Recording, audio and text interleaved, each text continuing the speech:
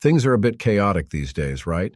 With the election coming up and all the political issues that divide this nation into a damn smithereens, it's not surprising that more and more people want to have a form of protection from, those potential attacks. Of course, this is an assumption, but perhaps that's the driving reason why the concealed carry segment is so big right now. And the guns I've listed here might become a hit come 2025. Hey, this is your boy Ted from Line 45, and today I will list some of the latest pistols in the market that could dominate the concealed carry handgun market from this point till 2025. But first, let me do this quick plug. Hit the like and subscribe button. You can see all those buttons below this video. I know it feels like a hassle, but those simple clicks mean a lot for my channel. Now, let's get back to the good stuff. Smith & Wesson Bodyguard 2.0. It's been a month or two since the second generation of the Smith & Wesson Bodyguard was introduced in the market. But oh boy, I am already seeing the love for it. The Bodyguard is perhaps the most iconic modern .380 ACP pistol Smith & Wesson produced, but we all know that it has tons of limitations, especially on its capacity and refinements. That's why it's not surprising that folks from SW bagged the Bodyguard and tinkered with it. The Bodyguard 2.0 has the same dimensions as its predecessors. It is 5 1/4 inches long and stands at 4 ounces when fitted with its flush-fit mag. By the way, it's a very sexy pistol. Aside from being slim, this thing only weighs roughly 10 ounces with an empty mag. Hence, you can either use it as a backup gun or a primary gun if you are not too keen on using 380 ACP pistols. This time, the Bodyguard 2.0 is no longer a hammer-fired pistol. It's already a striker-fired gun, and I know that some people made it, but objectively, the gun still functions efficiently. As for the improvements, well, it no longer has the finger grooves, so that's a yay for everyone. The entirety of the slide is covered serrations, so in terms of manipulation and racking, Bodyguard 2.0 is more positive. Its flat-face trigger is also a welcomed addition to its setup. It makes the gun appealing to a wide range of shooters. Again, the latest Bodyguard runs on a higher capacity. Its flush-fit mag now holds 10+1 rounds, while its extended mag offers 12+1 bullets. Springfield Armory Hellcat Comp OSP. The Hellcat requires no introduction. It's Springfield's take on the P365 of Sig Sauer, and basically, a lot of people say that it's better. But yeah, that's a topic for another video. The latest iteration of the Hellcat already comes with an integral compensator, which is an essential feature to keep the pistol from being snappy. This version is still the OSP model, so it means that it also has an optics-ready slide for attaching red dots with an RMSC pattern footprint. The compensator of the new Hellcat OSP is a single port placed on top of its 3.7-inch hammer-forged barrel. We already know how compensators work. Every time you fire the pistol, the port on the slide redirects the gas upward, which in turn reduces muzzle rise. What this means is that the gun, in our case the Hellcat, becomes a lot easier and more comfortable to shoot accurately. Aside from the compensator, all the standard features of the Hellcat OSP are retained in this new pistol. It's still 6.6 inches long and includes a Picatinny rail on the frame for accessory attachments. Its sight system features a tritium front post, backed by a tactical rack U-notch rear sight. This thing ships with 2 magazines. One is a 15-round flush-fit mag, and the other is a 17-round extended mag. Of course, it's available with 10-round mags for shooters residing in ammo-restricted areas. For its quality, its MSRP is only $699, which is pretty much solid if you ask me. Canic Meat MC9L, MC9LS. Canic updated its meat catalog by introducing 2 new pistols under it, namely the MC9L and MC9LS. By this time, I think that only a few would downplay the quality of these Turkish guns. Canic has already proven to us that it can give value to our hard-earned cash.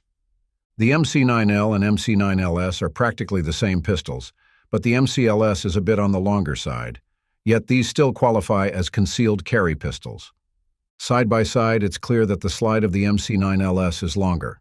It's about 6.75 inches long versus the 6.27-inch slide of the MC9L. Both are actually longer than the original Meat MC9, whose slide is only 6.1 inches long. The added length of these 2 guns means that they offer better sight picture and accuracy. It gives them a distinct advantage in actual combat because, it's really easier to control large guns than smaller ones. But again, let me emphasize that these two are still small pistols. The MC9L and MC9LS are compatible with 17-round mags. Yes, you heard it right.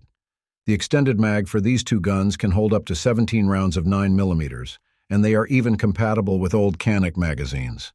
These extended mags should give you additional grip surface if you find the flush-fit mag a bit too small for your hands.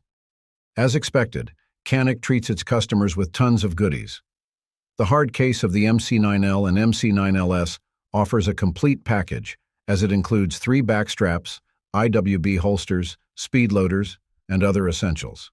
And to put a cherry on top, the MSRP of these two guns is actually set at $500. So, you want the best bang for your buck? You better check these two Canic pistols. Heckler Koch CC9. The CC9 is basically the latest product of Heckler & Koch, and it definitely deserves its own video. But for the sake of this episode, I am just going to introduce this gun briefly and elaborate on the features that could make it big time on the concealed carry market. The CC9 is essentially HK's entry to the micro-compact market. It's a high-capacity pistol, but it's not really a double-stack gun. Instead, it's a 1.5-stack gun chambered in 9mm, with its flush-fit mag sporting a 10+1 round capacity, while its extended mag comes with a 12+1 capacity. Aside from that, the CC9 is already cut for optics, and it specifically accepts RMSC 407K footprint red dots. The slide also sports a blacked-out serrated rear and a tritium front sight. This setup offers a crisp and focused sight picture that works in both low-light and brightly lit conditions. There are also other notable features on the CC9 that I think make it a better option than 80 to 90% of micro-compact guns out there. For example, both its mag release and slide stop catch are ambidextrous, and the entire thing features a durable DLC finish.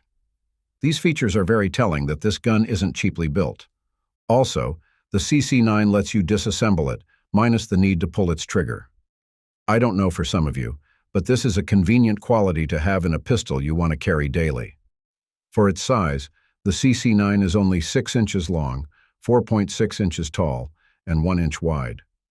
You won't find it difficult to conceal it under your clothes, and the rounded edges will minimize snags when you holster or draw the pistol. It has good ergonomics. It's definitely wieldable, and the curved trigger should satisfy even the most staunch striker-fired critic. Kimber CD9. It's Kimber who actually gave us the opportunity to experience how a micro-compact 1911 shoots without the need to bust our life savings. Of course, I am talking about the Micro 1911, which was introduced around 2016 as far as I remember. Perhaps the only clear downside of the Micro 1911 is that it's a single-stack pistol, so its carrying capacity typically ranges to 6 or 7 rounds or so. This is the issue that has been addressed in Kimber's new CDS9 pistol. It's still a micro-compact pistol, but yeah, its capacity is now robust and can sustain prolonged fights. Now, you have the option to use either its 10, 13, or 15-round magazines, but the package remains pocket-friendly. This thing is only 6.2 inches long, 1.1 inches wide, 5 inches tall, and features a 3-inch barrel. In short, you won't have any trouble carrying this pistol undetected. It retained its hammer-fired mechanism, which is a huge plus for this pistol. And if that's not enough, this little thing is an all-metal gun. So compared to other guns here, it has more natural means of taking care of recoil. In particular, the slide is made from stainless steel, while the frame is a light but sturdy aluminum alloy. Plus, they have been treated with the ultra-rugged Kim Pro 2 finish to make them extra durable. There are actually 2 versions of the CDS9. One has no threaded barrel, while the other comes with an extended threaded barrel for attaching suppressors.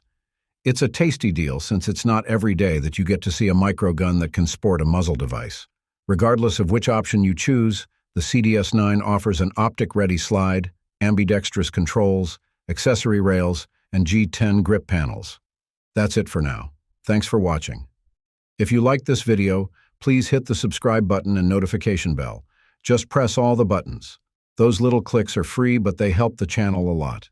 Stay sharp, stay safe, and remember, it's not just about the shot, it's about mastering the craft. Until next time, lock and load.